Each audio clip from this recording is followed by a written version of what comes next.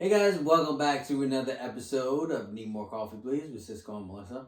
Have you ever felt a little hesitant to be too real with God? Hmm.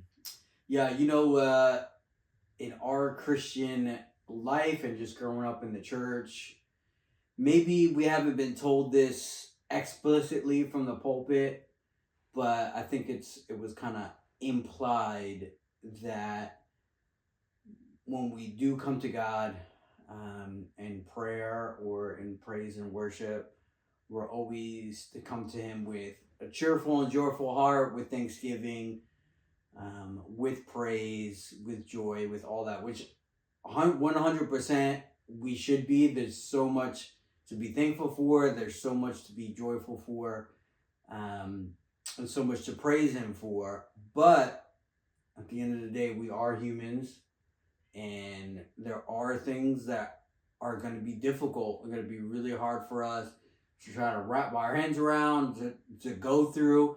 And there are going to be things that we're going to complain about, that we're going to doubt, that we're going to wonder. We're going to ask God questions about why is this happening? How long is this going to go on for? What are you doing? All those things. And like it says, about 1/3 of the book of Psalms is just that, is those complaints, those laments, David asking those questions, or the psalmist asking those questions of why, how long, what are you doing? And that's okay because it's in the Bible. Obviously, we're able to read it. God didn't take those things out, He left those things in for a reason and for a purpose, and that's to show us too that we can come to God with those things, and that's okay. God wants to hear it. Though that is also part of praise and worship, asking those questions, lamenting, because at the end of the day, God knows that. Obviously, we're not telling Him something new that He doesn't know. He knows it all. He wants us to be honest with Him. He wants us to come with Him boldly, with courage, and just get it all out there. And sometimes in just us expressing those things and letting those things out, that in and of itself ministers to us, can encourage us, can be therapeutic to us. I think a lot of times when we are going through something, something hard and we have anxieties and doubts and just issues with what's going on in our life, our natural tendency is to go to a friend or a family member. I used to like that was my go-to. And there's the saying, you discover that Jesus is all you need when Jesus is all you have. And especially with the stroke, I think that was a big turning point for me. um Maybe even a little bit before that, but like I didn't really have anyone to turn to, that I didn't feel like I was too much for them, like any other human being in my life.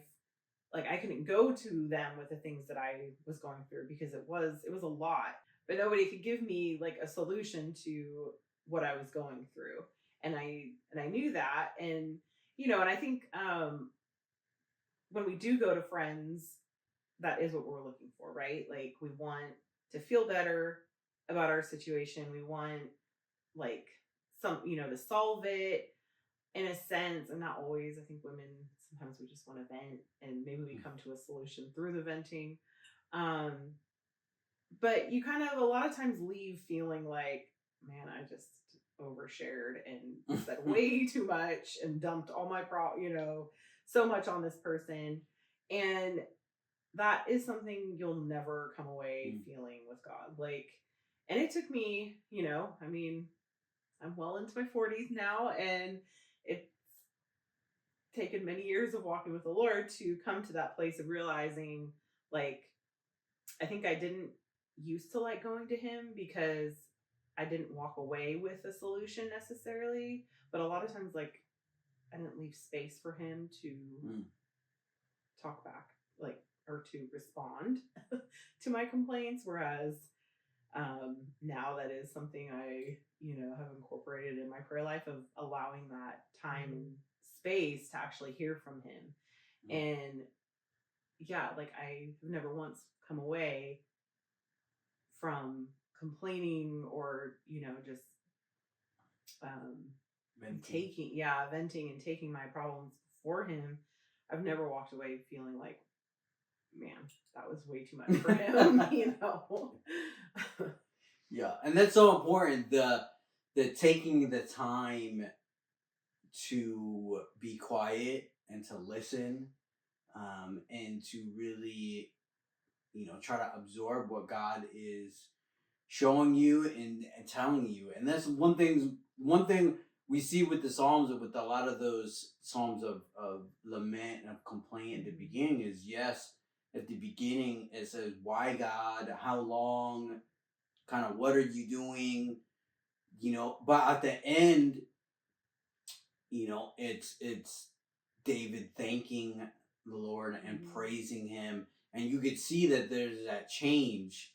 But you see the beginning and you see the end, and we read the middle, but we don't know like how much time in between that beginning and the end there is, and there could be 30 minutes, there could be 30 days. Like we don't really know. We just kind of read it in the 1 or 2 minutes it takes to read a psalm, and we kind of just figure, oh, David went from complaining to all of a sudden he's good and he's praising and thanking the Lord like right after. But that's not how it goes. 9 times out of 10, it does take time, and yes, there is going to be time of complaining and of venting and of asking, and then there's going to be a time of just being quiet, being still, and just waiting and just hearing from the Lord, and waiting for Him to minister.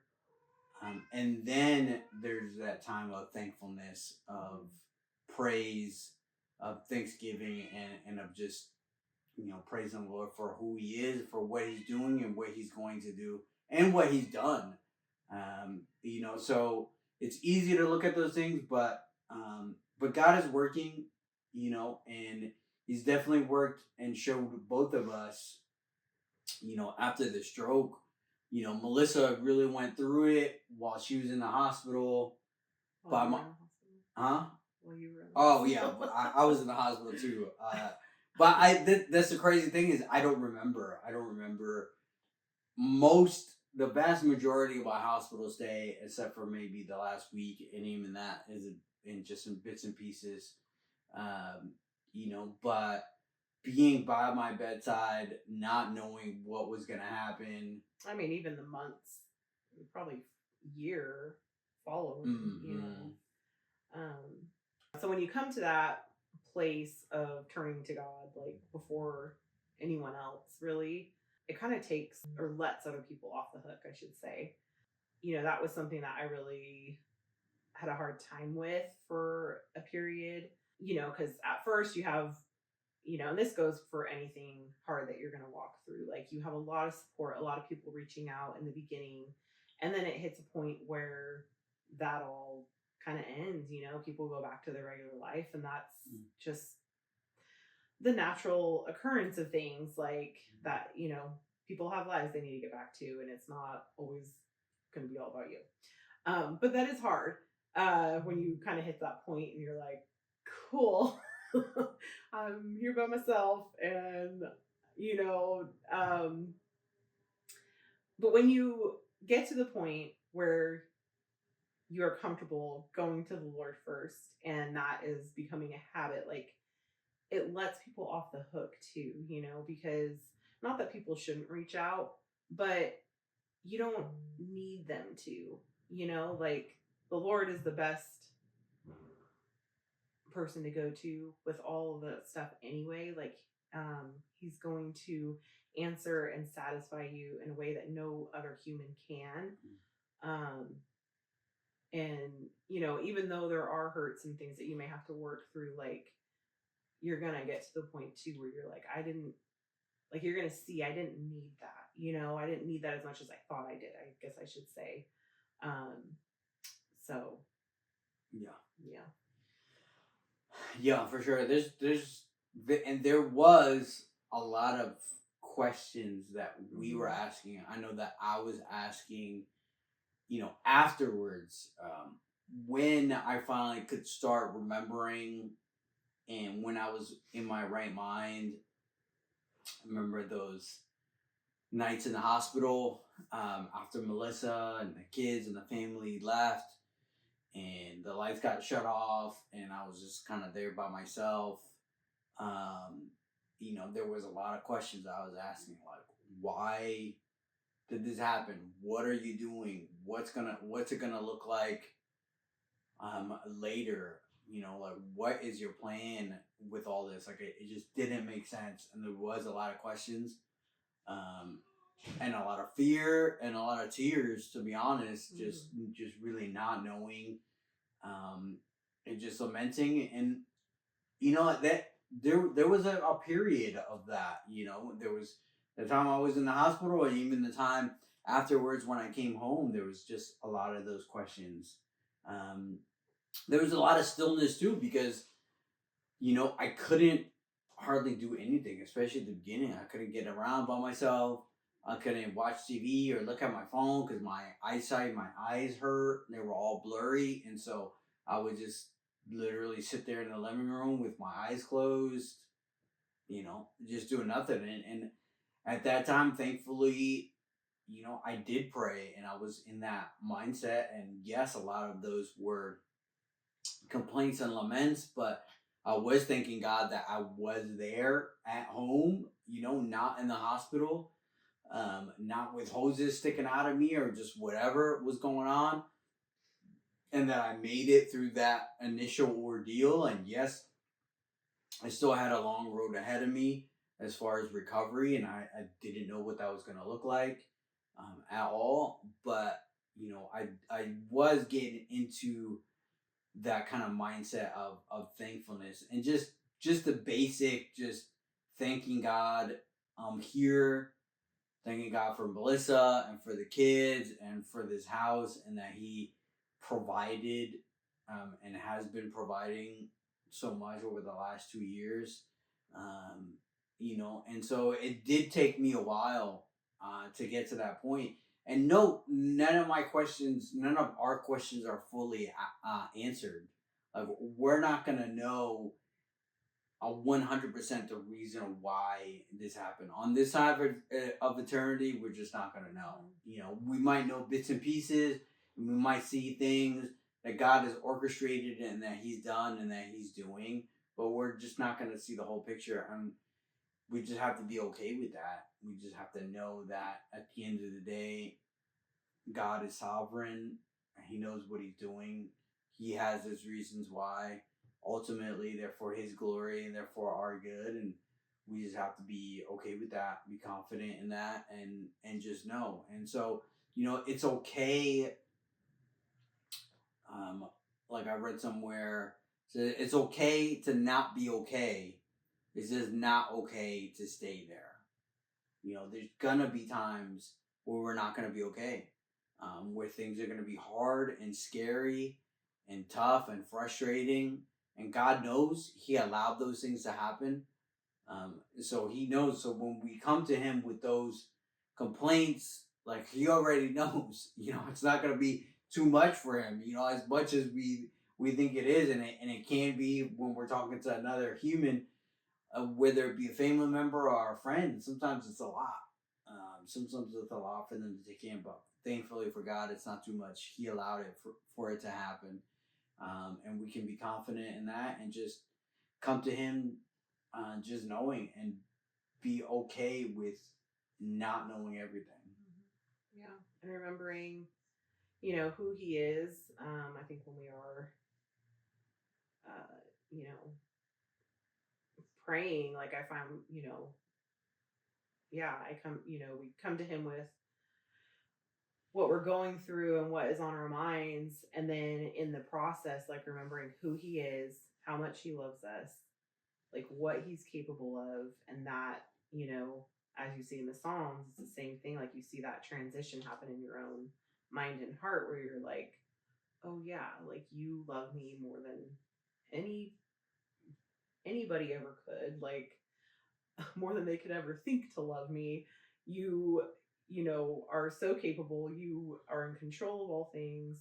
You know all things. And, you know, I think a lot of times you'll find yourself turning, your laments and your complaints into praise and worship. And, now like there's just never a time where I come away feeling like more defeated after talking to him, and that's just never going to be the case with a human. Mm-hmm. You always walk away like just knowing he's got it. He even if there's not a resolution to your problem or firm and concrete answer, like you just he's got it and that he loves you. And so yeah, I think that's just our encouragement to you today, is to not be afraid to be real with him. You can be more real with him than you can anybody else, even your spouse, or your parent, or your best friend. Like he's not scared of, you're never going to be too much. Yeah. Your stuff isn't going to be too much for him to handle. And I just encourage you to remember like his characteristics and his traits and who he is and what he's done in your life, in that process. And